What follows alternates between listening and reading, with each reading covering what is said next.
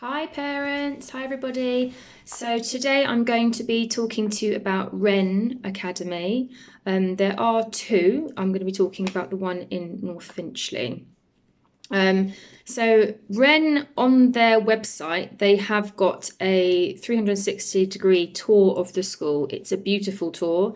It's quite a new building, and they show all the grounds, all the tennis courts, table tennis tables. It's beautiful, really, really beautiful layout, very open and spacious. And I think that they've dealt with COVID quite well because they can easily implement a one-way system.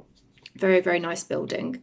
So the tour was more of a Q&A because they have got lots of information on the website. I do suggest having a look at the website, especially that video showing all the buildings to get a real feel of the place.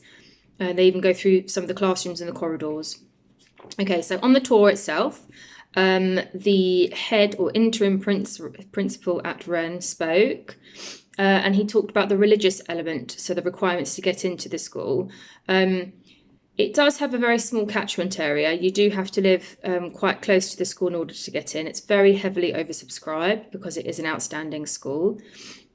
They talked about being a Church of England school and that there's daily worship. It's very inclusive of all faiths, though. There are non-church places offered. There's weekly assembly. Christian values are shared by all religions. So it talked about humanity values, which for me is very important.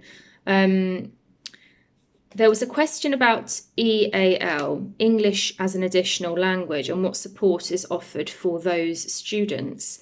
And the head said that they don't have high EAL numbers, but if they do, then they get support through the TAs, the teaching assistants. Languages offered are French and Spanish. And then there was another question again about entry, that you have to, if you're going for a church place, there is a form that you need to fill out through the school itself, not Barnet, about your attendance to church. And of course, it's all a bit different now with COVID. No one's really been able to go. Look on the website for that. I think it is based then on your attendance prior to COVID. I know, not easy. SEN provision, so special educational needs. How's that at Wren was a question. SEN students do well, was what they responded. Then another teacher came on and spoke about enrichment. Now, all the schools are very hot on enrichment because it's really important. It's not just academia, it's everything else as well. Sports, you name it, they need to do it. They have a social skills club, which I thought was very interesting. I'd love to know what that's like and sit in one of those. They have science club, they have lots of sports clubs, basketball, athletics, football for both boys and girls, netball, dance and PE. And what the teacher explained is that all of these have been running, she said, during the time back at school, which is nice, and that the provisions are all safe. Another question about distance offered. This gives you an idea as to how overly subscribed this school is. The furthest distance offered on a community place, so a non-religious, based on where you live geographically, 0.4 miles. Okay, you have to live really close to this school to get in. And on a church place, it was 1.14 miles. So that gives you a little bit more leeway. You have to live on the school's doorstep in order to be considered for a place. Siblings are the biggest category. So if you already have a child there, you're most likely to get your child into Wren. The year groups are in bubbles. They have staggered breaks and lunches by year groups, which is what a lot of schools are doing, a lot of secondary schools are doing. There's hand sanitizer in each class, and the school dealing with COVID has been a little bit easier because of the layout of the building. It's a new building, it's very well ventilated, and the movement is light and airy, so they've managed the pandemic well. There was a question about music for students at this school. They get 1 hour a week. They have things like orchestra, choir, and bands that jam together. I thought that was really sweet. Jazz shows are also part of what they do there for music. They have a music charity that's now based on the site, which means that students can have more lessons and weekly lessons. They are scheduled on different days at different times so that the student is not missing the same lesson all the time, which I think is a very smart thing to do. Question about bullying always comes up. The response was that it's followed up by the leadership and the pastoral teams very quickly, and that there are not many incidents, she said, the pastoral lady. In PSHE, Personal, Social and Health Education, the students learn about strategies how to deal with bullying. Now, that's a very valuable tool. I think all schools should do that, so that they know what to do themselves. And then the next level would be to go and speak to a teacher, or both. The work ethic and ethos is very good. They're very motivated and aspirational students that go to Wren. And the retention of the staff is high, which means it's a lovely school to work at. When the staff stay, it's a really good sign. If there's a lot of movement, it means the culture, there's something a little bit off about the culture. There's good relationships with the teachers and students. Great. Question, I've never heard this one before, about a twin policy, probably because I don't have twins, so it doesn't apply to me.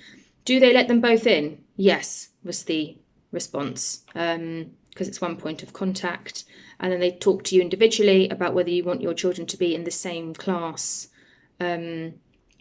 Yeah, they work with the parents on that because that's quite an individual thing. Primary to secondary transfer, they'd usually have an induction day. So the year 6 are invited in, they have taster lessons, they eat in the restaurant, they meet the staff, they have a one-on-one meeting with a staff member. And in September, they learn about their house identity and they do lots of team building activities. So a nice transition. They also have a residential trip in year 7. Another question about the school being strict. It does have a reputation for being strict, but what they said about kind of that side of things is that they don't like detention but reflection.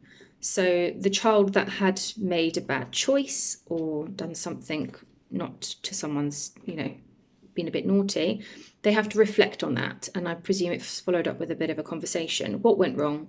What could you do differently? Young people make mistakes, that's so true, and help them develop into good citizens. That's all we want. Mobile phones, I wasn't quite clear on this. There is no bag check or anything like that. They have to be off. I don't think they're taken from them though.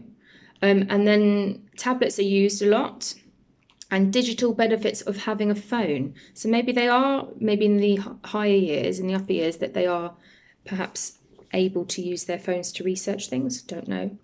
The quality of food is good. Great.